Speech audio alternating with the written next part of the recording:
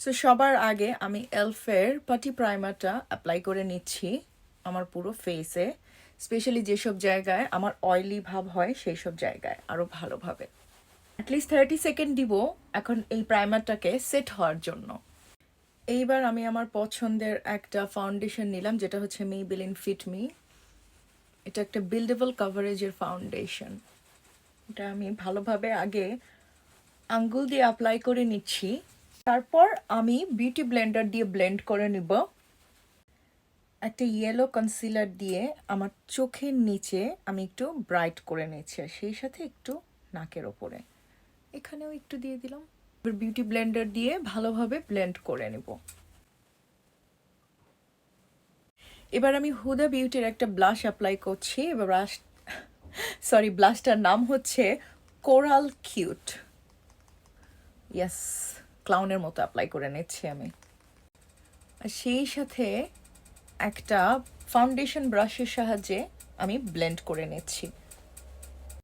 Powder দিয়ে ভালোভাবে আমার ফেসটাকে আমি সেট করে নিচ্ছি। আমি অ্যালেক্স এভিয়ানের একটা পাউডার ব্যবহার করছি, শেড নাম্বার হচ্ছে বাফ। পাউডার ব্লাশ দিয়ে আমার ক্রিম ব্লাশটা আমি সেট করছি।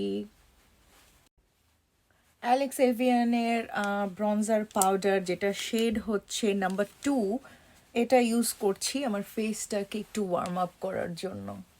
সেম ব্রনজারটা আমি চোখে একটু হালকাভাবে অ্যাপ্লাই করে নিচ্ছি। কয়েক কোট মাস্কারা অ্যাপ্লাই করে নিচ্ছি। আগে আমি লিপ লাইন করে নিচ্ছি খুব ভালোভাবে। যে লিপস্টিকটা আমি অ্যাপ্লাই করছি এটা হচ্ছে অ্যালেক্স এভিয়ানের dusty pink. Look how pretty the colour is, matte এবং long lasting. Setting spray apply করে নিচ্ছি।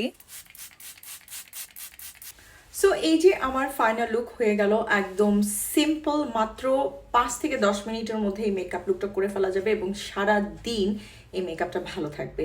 জাস্ট মেক শিওর করবে যে প্রোডাক্টগুলো ব্যবহার করছো সেগুলো যাতে তোমাদের স্কিনের জন্য পারফেক্ট, স্কিন টাইপের জন্য পারফেক্ট এবং ওয়েদারের জন্য পারফেক্ট। ঠিক আছে, ভালো থেকো সবাই, আল্লাহ হাফেজ।